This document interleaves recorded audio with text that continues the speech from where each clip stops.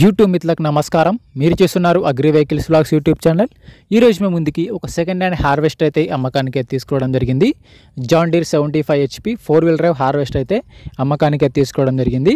మీరు కనుక మన ఛానల్ని ఫస్ట్ టైం చూస్తున్నట్లయితే సబ్స్క్రైబ్ చేసుకోండి, అలాగే వీడియోని లైక్ చేయండి.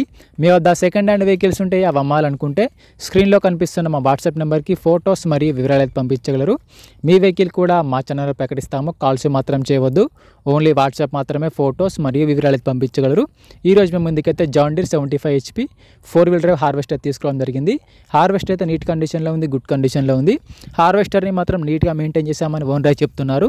హార్వెస్టర్ యొక్క మోడల్ వచ్చేసి 2020 మోడల్ బండి. 2020లో ఈ వెహికల్ అయితే తీసుకోవడం జరిగింది.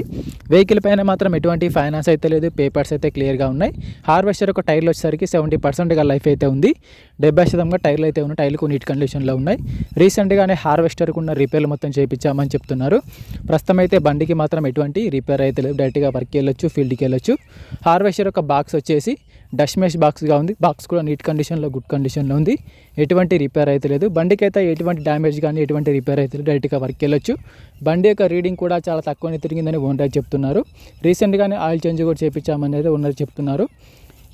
ఓనర్ నెంబర్ వచ్చేసి డిస్క్రిప్షన్లో మరియు టైటిల్లో ఉంటుంది, గమనించగలరు. ఓనర్ నెంబర్ టైటిల్లో మరియు డిస్క్రిప్షన్లో ఉంటుంది.